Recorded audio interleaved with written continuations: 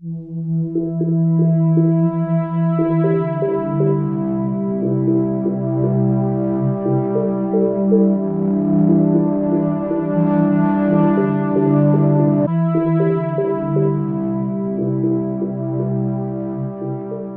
que es parlarà avui és sobre la llei d'amnistia, maniobres dels tribunals espanyols. Pues Gonzalo, cuando quieras. Ok. Buenas tardes. Me toca hablar de amnistía. Yo creo que la última referencia a la amnistía se produjo esta semana con la decisión de la Audiencia Provincial de Barcelona amnistiando a casi toda la gente que provenía del Juzgado de Instrucción 13. Pero a veces se nos olvidan cosas, se nos olvida de dónde viene esta ley. Esta ley viene de los acuerdos de Bruselas. Y esta ley viene de la negativa de muchos de ponerse firmes para conseguir que esta ley tuviera la forma que tiene hoy.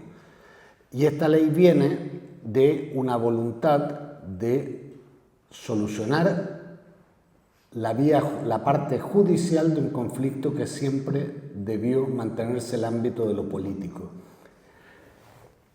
Se trató con esta ley de que el conflicto se desjudicializase y miren por dónde la promulgación de la ley lo que está es generándole al Estado español la siguiente judicialización de conflictos políticos. Más allá de lo que cada uno de nosotros pueda pensar del caso Santos, es evidente que esta es una respuesta que tiene que ver con cosas que ellos han hecho mal, sin duda, les ampara la presunción de inocencia y aquí hay que llegar hasta el final, pero también tiene que ver todo lo que está pasando con una guerra política a nivel judicial. Lo que estamos viendo en el Tribunal Constitucional por parte de 3 jueces muy específicos que están tratando de impedir el debate, la deliberación del recurso de inconstitucionalidad presentado por el Partido Popular, es inaudito. Y les voy a explicar por qué es inaudito. En primer lugar, porque ellos presentaron un escrito interno del Tribunal Constitucional y se permitieron filtrarlo. Eso conllevó otro hecho inaudito, que la ponencia que está sometiéndose a debate también se haya filtrado. Es decir, nosotros conocemos sobre qué están debatiendo los jueces de sus escritos. Yo nunca en mi ejercicio profesional había vivido eso.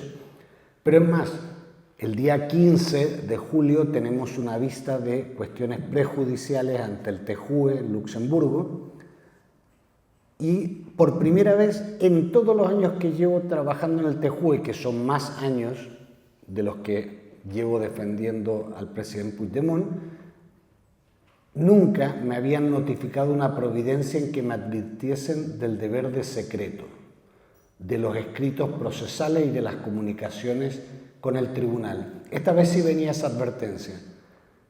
Claro, ¿por qué viene esa advertencia? Porque entre las partes está un partido político y una asociación más que política como Sociedad Civil Catalana. Y miren por dónde. Se filtró un escrito procesal el otro día a un medio concreto que lo publica en portada el día que se inician los debates en el Tribunal Constitucional. Acto seguido de aparecer la noticia, esos 3 concretos magistrados presentan un escrito ante el Tribunal Constitucional pidiendo la suspensión de la deliberación mientras resuelve el TJUE en base a lo que dice el escrito de la Comisión Europea, que es el que han filtrado. Blanco y en botella, o más claro que el agua. Es evidente que esto era una maniobra. Yo no la había visto nunca y creo que los miembros del TJUE tampoco. Nosotros nos hemos limitado a presentar un escrito de queja al TJUE aportando la noticia que contiene párrafos literales del escrito de la Comisión Europea e incluso fotografías del escrito. Es decir, no cabe duda de dónde viene la información. Ahora la cuestión es quién lo filtró. Sospechosos hay varios. Desde el abogado de la Comisión Europea, un señor de Valladolid, de pulserita en la muñeca, hasta alguna de las partes procesales. Es evidente que quedamos descartados las defensas de todos los encausados, porque el escrito, si bien no tiene ningún valor jurídico, tampoco nos gusta. Veremos qué hace el TJUE, pero sí ya hemos visto cómo han quedado retratados, iba a decir retrasados, pero sí, retratados los retrasados que filtraron el escrito. Y ahora vuelvo atrás. La ley de amnistía ha sido criticada en algunos extremos porque se ha amnistiado policías. Quien más se empeñó en que estuvieran incluidos los policías en la ley fui yo. Porque si no, esa ley no pasaba ni el filtro constitucional ni el filtro europeo. Porque una amnistía tiene que borrar todo. Porque si no borra todo, hay una parte del conflicto que se perpetúa y además se produce una vulneración de derechos fundamentales para esa parte, como es el derecho a la igualdad ante la ley en caso de una situación igual. Toda amnistía que no sea una autoamnistía es aplicable al conjunto de los que debaten. Esto, en algunas de las partes negociadoras de la ley, no lo entendían. Y no lo entendían porque ni saben de política ni saben de derecho. Esa es la auténtica realidad. Es más, no hay un cuestionamiento al respecto. Pero ahora les voy a decir una cosa. Cuando participamos en la negociación y redacción de la ley, los únicos que creo que sabíamos que esto iba a terminar en el TJUE eran los diputados de Junts per Catalunya. Y por eso está esa norma ahí. ¿Por qué? Porque ya sabíamos que íbamos a ir al TJUE y que iban a alegar que era una autoamnistía. Si fuese una autoamnistía, estarían incluidos en la amnistía los diputados del Congreso español, incluyendo los miembros del gobierno de Sánchez. Ellos van a necesitar otra amnistía u otros indultos, pero eso ya es una historia posterior. Ahora, en esta ley no hay nadie amnistiado que haya participado en la aprobación de la ley. Y hay gente amnistiada de ambos lados. Los números son claros. Y eso nos da una tranquilidad de cara a los alegatos del TJUE que van mucho más allá de eso. La Comisión Europea, por mano o pulserita española del abogado que la representaba hasta este lunes, porque le han cambiado de posición, alegó, y vuelvo atrás, que esto era una autoamnistía, que es un término que no está incluido en el derecho de la Unión, pero sí en el discurso de Vox. Los escritos jurídicos o son jurídicos o son mítines políticos, y el TJUE no está para mítines políticos, el TJUE está para cuestiones técnicas. La vista del día 15 va a ser complicada, entre otras cosas, porque somos muchas partes. Y había una voluntad de algunas partes de alargar el debate europeo de forma tal que tardase un año o un año y medio más en resolverse. ¿Por qué pasa esto? Porque tribunales españoles han enviado 4 perjudiciales. Existen 4 procedimientos prejudiciales: el del Tribunal de Cuentas, el del Tribunal Superior de Justicia de Cataluña, el de la Audiencia Nacional, del que ha hablado Pep hace un momento, y uno de otro juzgado, cada uno por temas distintos. Tribunal de Cuentas, delito de malversación, delito de terrorismo y delito de desobediencia, los 4 grandes bloques que contempla la ley. El TJUE nos pidió a las partes que dijésemos si iba a haber vista oral, si queríamos vista oral. Casi nadie quiso vista oral. Nosotros pedimos vista oral. Primero, porque estamos muy tranquilos de lo que se puede hacer ahí, y segundo, porque queríamos plantear otra cosa, y es la acumulación de los 4 procedimientos en uno. Y eso tiene que ver con que en lugar de que hayan 4 vistas cuando sea y 4 sentencias cuando sea, el Tribunal de Justicia resuelva en una sentencia todas las posibles dudas interpretativas que existan en relación al derecho europeo sobre la ley de amnistía. Con eso, cuando se dicte esta sentencia, el debate europeo queda zanjado. Lo otro era perpetuar en el tiempo un debate de manera constante, un debate que es absurdo, porque nosotros nos tomamos la molestia de que la ley fuese una ley europea. ¿Cuál va a ser la agenda de esto? Día 15, vista de prejudiciales, el abogado general presentará sus conclusiones, yo calculo que a finales de agosto, primeros de septiembre, y la sentencia se dictará bien en la última parte de octubre, bien a lo largo de noviembre, pero creo no equivocarme si digo que de aquí a finales de noviembre el debate europeo queda zanjado. Y hay una cosa más. Con esta estrategia nuestra de juntar, de acumular todos los asuntos, impedimos que el Tribunal Supremo vuelva a politizar el TJUE con una nueva prejudicial una vez que salga la sentencia del Constitucional, que es algo que yo creo que muchos han escuchado, de que el Supremo va a enviar una prejudicial después de la sentencia. ¿Por qué lo impedimos? Porque el TJUE nunca admite a trámite prejudiciales sobre cosas que son claras o cosas que ya están aclaradas. El Supremo se le cierra la puerta del TJUE.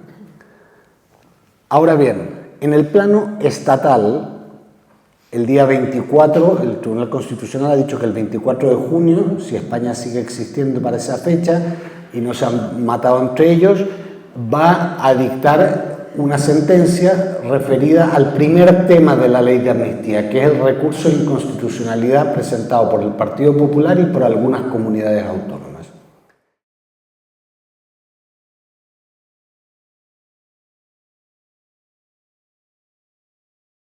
Esa sentencia, en términos específicos de persona, no afecta a nadie. No afecta a nadie. En términos de la ley, sí. Lo que establecerá, si se cumple lo que dice la ponencia que hemos podido tener acceso, es que la ley es constitucional. Y ponen salvedades en 3 puntos muy menores, que además fueron objeto de discusión, pero nunca nos hacen caso. O sea, los 3 puntos que el Constitucional está diciendo que tenían que estar redactados de otra forma, fueron los mismos 3 puntos que los genios del derecho de los otros partidos pues no supieron entender o no quisieron entender o los dejaron ahí como trampas en el camino. Pero eso tampoco afecta. Después de eso, el Constitucional va a resolver las cuestiones de inconstitucionalidad que ha planteado el Tribunal Supremo y el Tribunal Superior de Justicia de Cataluña. Y lo va a resolver diciendo, a la pregunta 1 ya contesté en el párrafo tal de la sentencia 24 de junio. A la pregunta 2 en el párrafo tal. Muy sencillo, muy rápido. Y después de eso, y ahí no sabemos las fechas, resolverán los recursos de amparo de los condenados. Y eso sí afecta individualmente a cada persona. Ahora bien, sí hay una relevancia de la sentencia que declare constitucional la ley de amnistía. Porque si la declara constitucional, cuando lleguemos al constitucional, valga la redundancia, con los recursos de amparo de los exiliados, estaremos en condiciones de pedir medidas cautelares como es el levantamiento de la orden de detención e ingreso en prisión del presidente, de Toni Comín y de Lluís Puig. Sería muy anómalo que un tribunal diga la ley es constitucional, todos los juzgados y tribunales tienen obligación de aplicar la ley vigente, como dice la ponencia que hemos tenido conocimiento en su página 158, y después diga, pero yo no la voy a cumplir ni voy a dar medidas cautelares. Eso sería raro, sería extraño e incluso ya nos situaría en otro escenario. Por lo tanto, ese es un poco el escenario que hay en términos de tiempo y de lo que se está debatiendo. Yo sé que existe alguna preocupación en alguna gente a la vista de lo que está pasando en el Reino de España sobre si eso puede afectar al debate en el Tribunal Constitucional. La respuesta es no puede afectar. Y no puede afectar, entre otras cosas, porque, por extraño que parezca, nosotros ya conocemos el texto que están debatiendo los jueces. Y ese texto podrá variar un poco, a más, a menos, pero ese es el marco de discusión y lo van a resolver el día 24 con independencia de lo que políticamente esté sucediendo en España. Y bueno, es un recorrido que yo sé que es largo, es complejo, pero es el que tocaba hacer, no queda otra. No quedaba otra. Y fíjense por dónde, si el precio ha sido caro, que yo creo que más de alguno que va de guapo por la vida hoy se debe estar arrepintiendo de haber firmado los acuerdos de Bruselas. No porque no hayan hecho lo que dicen que han hecho, que no sé si lo han hecho, sino porque lo que desata toda la ira ha sido esto.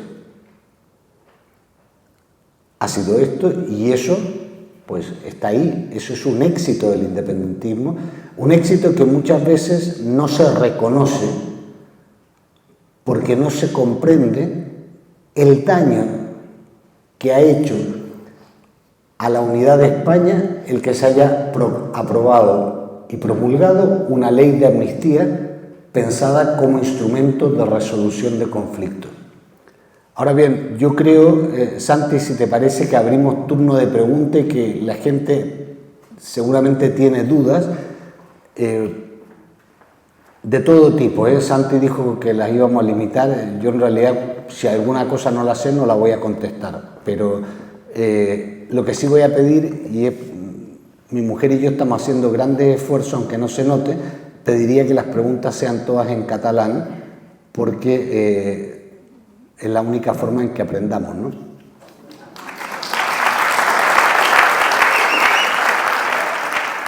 Bueno, el reglamento de procedimiento del Tribunal de Justicia dice que el tribunal, de oficio o a instancia de alguna de las partes, en cualquier momento las puede acumular. No han tomado la decisión sobre la acumulación, pero han tomado la decisión de que todas las vistas se van a celebrar el mismo día, de forma consecutiva y en la misma sala, en la gran sala, con el mismo panel de jueces y el mismo abogado general. Es decir, en mi experiencia lo que están marcando es vamos a escuchar si todo esto tiene un sentido lógico y común y a partir de ahí pues diremos si lo acumulamos o no. Ahora, yo voy a decirle una cosa. 3 jueces del Constitucional presentaron un escrito al Constitucional hace ya un mes y medio diciendo que tenían la obligación de suspender el procedimiento y esperar al TJUE. Esta semana lo han vuelto a insistir. Pero ellos filtraron ese escrito y de ese escrito saqué los argumentos para la acumulación. Porque en realidad explicaban tan bien cómo estaba conectada una cosa con la otra, que dije, ¿para qué lo voy a redactar yo? Lo cité entre comillas y digo, esto dicen estos payasos. O sea, es que era de lógica, era tan lógico lo que ellos decían, solo que mal aplicado.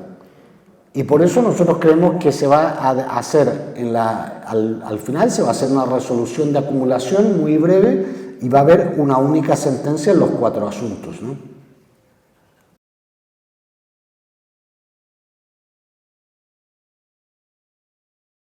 El Tribunal Constitucional sí tiene medidas al respecto. De hecho, todas las acusaciones de delito de desobediencia en contra de las autoridades catalanas relacionadas con el 1 de octubre es por desobedecer el requerimiento de acatamiento por parte del Tribunal Constitucional y varios de ellos han sido condenados por desobediencia. Es decir, el Tribunal Supremo puede incurrir en un delito de desobediencia, porque el Tribunal Constitucional no solo tiene que dictar su sentencia, llegado el caso tendrá que exigir su cumplimiento. Ahora, en España hemos visto menos elefantes voladores de todo, ¿vale? Por lo tanto, puede pasar de todo, pero nosotros siempre partimos de la base de lo que dice la ley y los mecanismos que tenemos para defendernos de eso. Pero insisto, puede pasar de todo y sobre todo por una razón, porque no hay voluntad de regeneración democrática. Si hubiera voluntad de regeneración democrática, los cambios necesarios para democratizar el Estado español ya estarían aprobados, ya estarían en marcha. Ahora, eso es un tema que a mí me excede, pero nosotros sí tenemos previsto escenarios como el que tú planteas, ¿no?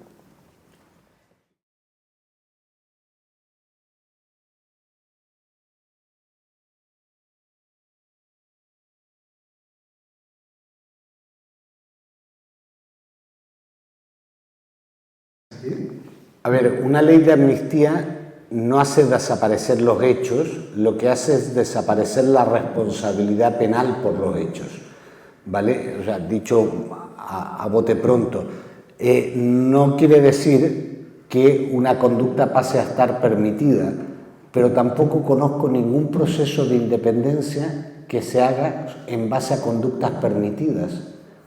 O sea, es que el primer acto de independencia es la desobediencia. O sea, ustedes se imaginan Gandhi pidiéndole, y voy a seguir el mismo ejemplo, a Mountbatten, ¿podemos protestar? Oiga, ¿a usted le parece mal de que nos independicemos? Que estas cosas no se preguntan, se hacen. Además, personalmente creo que la consulta ya se hizo y el resultado ya está.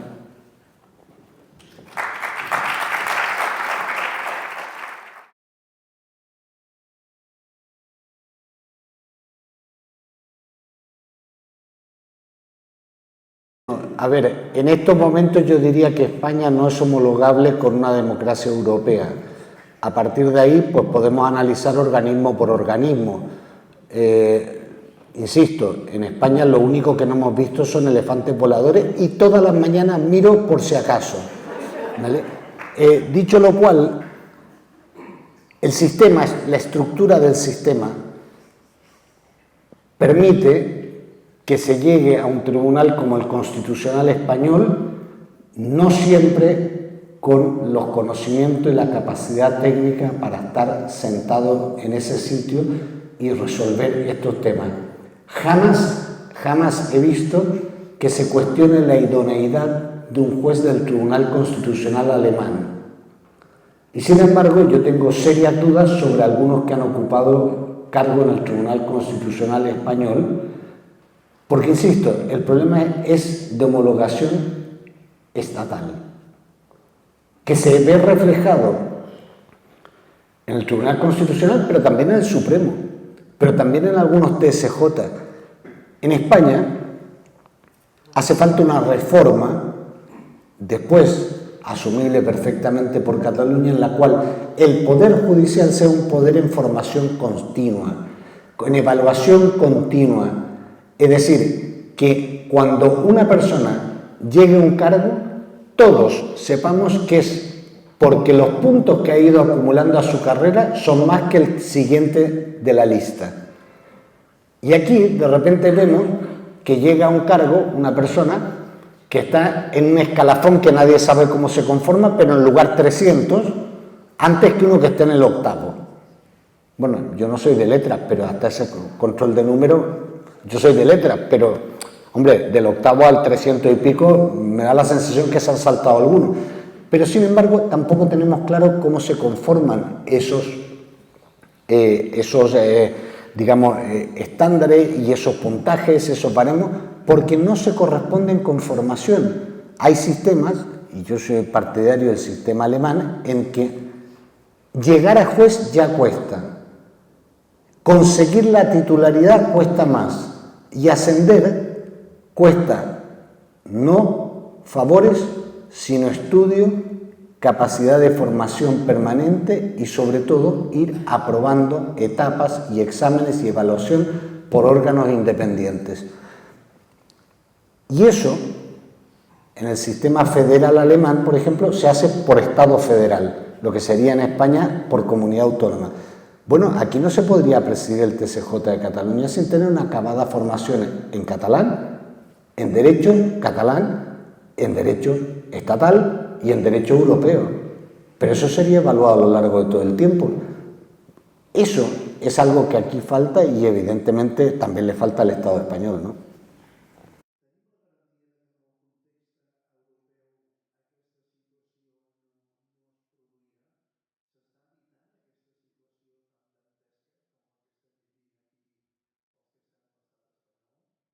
Bueno, yo leo mucha prensa europea e internacional y hoy yo creo que quedaba bastante claro que Europa miraba con desasosiego, con preocupación y con incredulidad lo que está pasando aquí.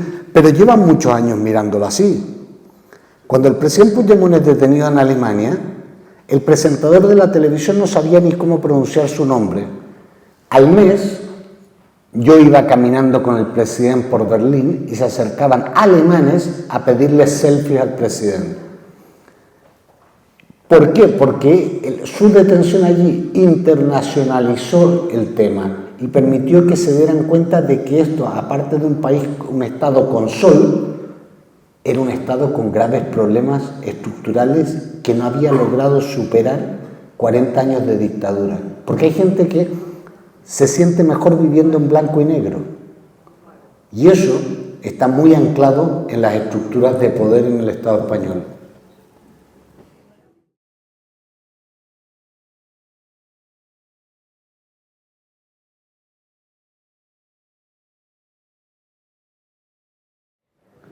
Bueno, lo del día 8 de agosto, yo creo que una vez más el presidente hizo lo que tenía que hacer, no se le entendió por parte de muchos, su acta como diputado está en vigor, el Tribunal Constitucional a petición de Vox. Yo creo que no. O sea, es más, vimos que tenía otra vertiente aparte de la política. Si no se dedica a la política, se podía dedicar a la magia. O sea, yo creo que, si tú me preguntas legalmente, no. En Europa se entendió mucho más rápido que en España e incluso que en Cataluña en qué consistió el acto del 8 de agosto. Yo no creo que tenga repercusiones negativas, de haberlas tenido, las hubiese tenido en ese momento, y creo que lo que demostró es que él va a ir hasta el final en todo esto.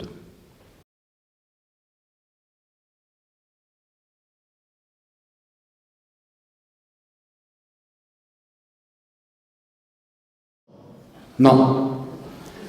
Es decir, la respuesta corta es esa. La respuesta larga es, a ver, una de las cosas que demuestran que no existe una voluntad de regeneración democrática es que no existe la más mínima voluntad de modificar el sistema de exigencia de responsabilidades penales, civiles y administrativas a los jueces. Es el único poder del Estado que se enjuicia a sí mismo y que solo rinde cuentas ante sí mismo. Bueno, eso no es muy democrático ni da muchas garantías, es decir, todos los demás poderes del Estado son supervisados o están condicionados por otro, exceptuando este. Y claro, un juez europeo no puede meter preso a un juez español por prevaricación, no.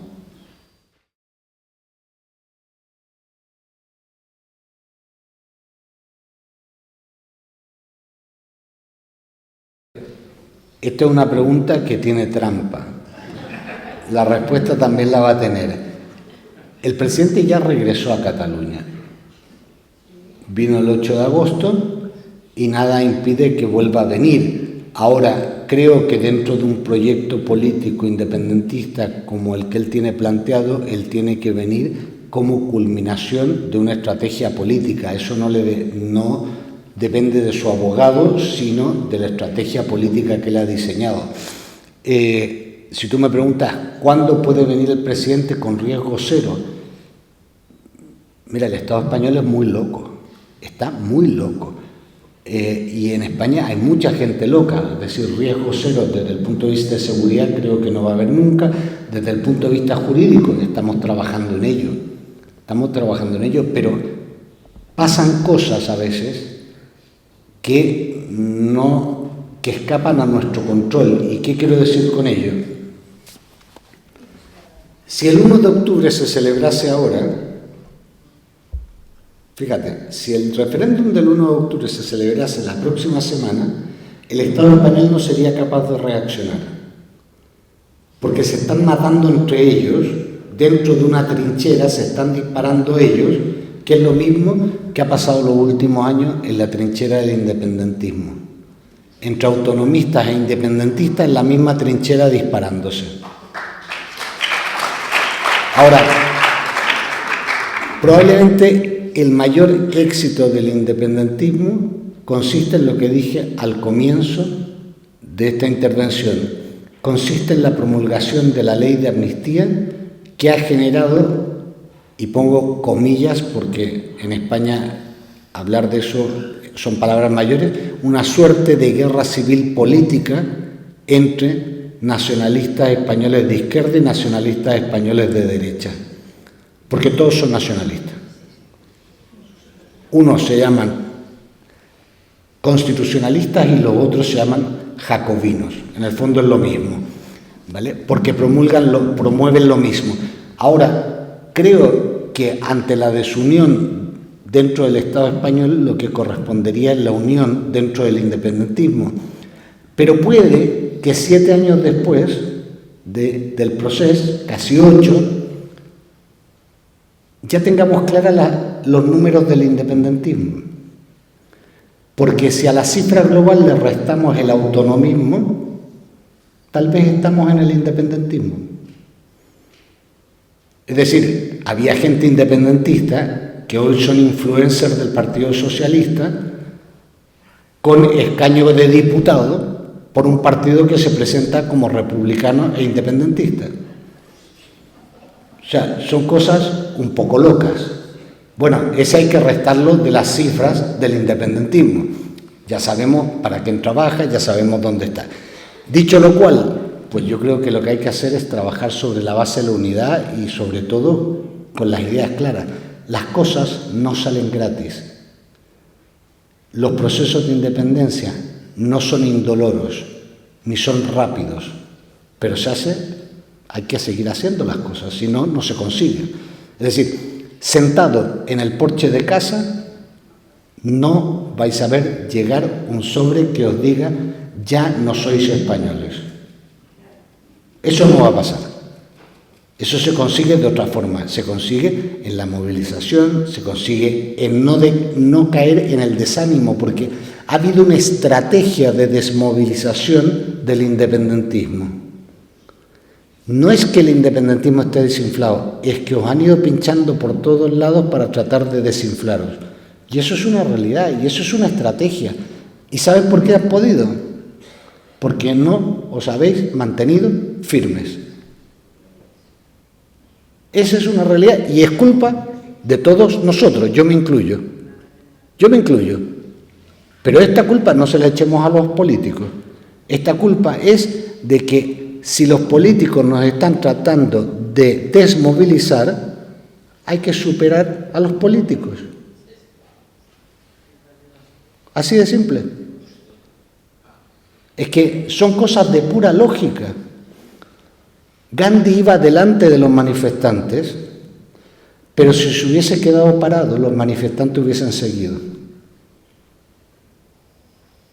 Y aquí hay gente que no se ha quedado parada y que está dando la cara todos los días a riesgo de que se la apartan. Míriam Noguera es un ejemplo, por ejemplo. Valga la redundancia, pero esa es la verdad.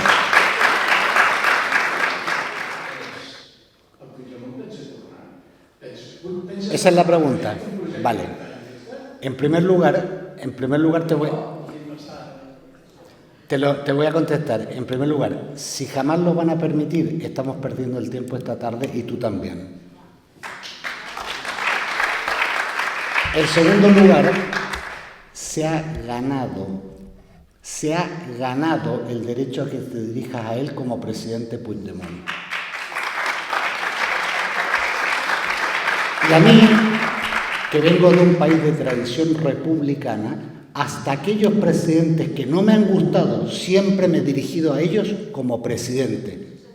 Y eso es una cosa que hay que aprender si uno quiere tener una república.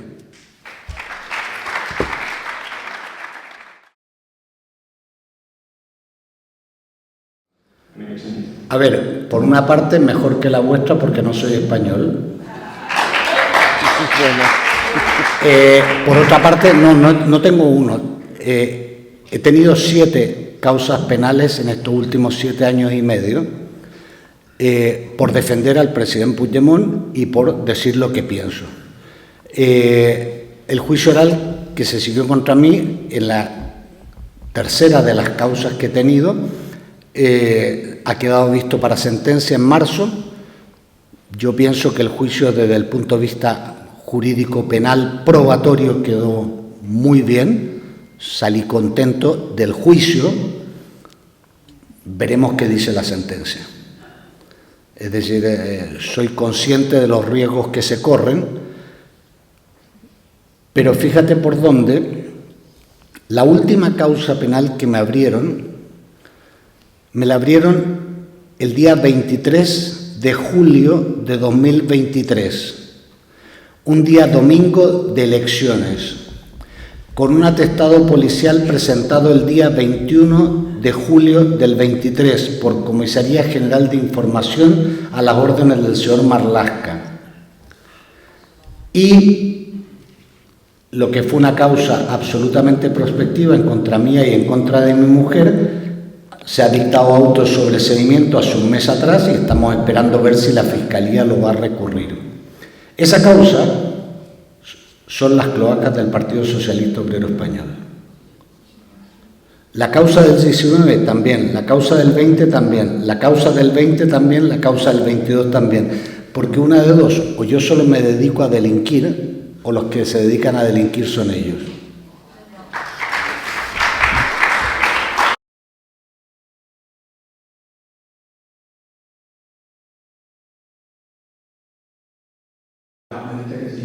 En mi opinión, esto solo está empezando. Es decir, creo que esto viene de antiguo y hay una cosa que lo he dicho y lo he escrito, por lo tanto nada impide que lo repita aquí. La existencia de estos hechos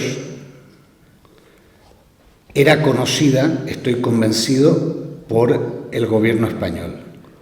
Y por eso 3 grandes reformas legales y otra cosa más. Una, la ley de medios, otra, la ley Begoña para tratar de suprimir las acusaciones populares y otra, la ley de acceso a la judicatura y reforma del Estatuto Orgánico del Ministerio Fiscal. La intencionalidad detrás de eso no era otra cosa que protegerse de esto. De ahí saltó el tema Leire, que habrán escuchado alguna cosa. Lo que estaban tratando de hacer era destruir a la UCO. Yo no soy amigo de la UCO. Es más, una de las causas esotéricas que se abrieron contra mí la abrió la UCO. No les voy a defender. Pero era evidente lo que se pretendía hacer. Y dentro de esa dinámica se pretendió sobornar a un fiscal anticorrupción, que es la única fiscalía que el fiscal general del Estado no controla. Dicho lo cual, yo creo que eran conscientes de lo que venía, no les fueron resultando las jugadas porque no tenían estrategia, por lo que sea, y ahora ha salido un primer informe y seguirán saliendo otros informes mucho más precisos, más concretos, que serán más ampliatorios y habrán sorpresas. Porque leyéndolo, llego a un punto donde me encuentro con el nombre del señor Illa y digo, uy, aquí falta información, pero llegará. Y llegará porque, fíjense por dónde, después de todo lo que llevamos escuchando estas semanas en contra de la UCO, sale el informe y no lo cuestionan. ¿Y saben por qué no lo cuestionan? Porque estamos todo el día escuchando desde hace 2 días audios donde están ellos hablando y están diciendo lo que están haciendo. No es como las deducciones que hacían de si éramos espías rusos, si teníamos una trama rusa, si Tsunami era una organización terrorista, no, que eran puras especulaciones. ¿Vale? Esto estamos escuchando. Ahora es lamentable las cosas que estamos leyendo y algunas son francamente repugnantes. Pero como aquí muchos peinan cana, yo no, pero muchos peinan cana, se acordarán de esas fotos de interview de Roldán en ropa interior con unas señoritas que me recuerdan a las conversaciones que estamos viendo en este momento, porque parece ser que es marca de la casa. Parece ser que es como una repetición de la historia. Que en un momento dado apareció un vídeo sexual de Pedro J. Ramírez y ahora tratan de hacer aparecer un vídeo sexual del fiscal anticorrupción, que tampoco es amigo mío. Pero miren por dónde las 2 veces pasa con gobierno socialista. Y yo, como abogado penalista, sé una cosa. El que ataca bancos solo ataca bancos. El que estafa solo estafa. El que hace vídeos sexuales siempre vuelve a hacer vídeos sexuales. Moltíssimes gràcies a tots, amics.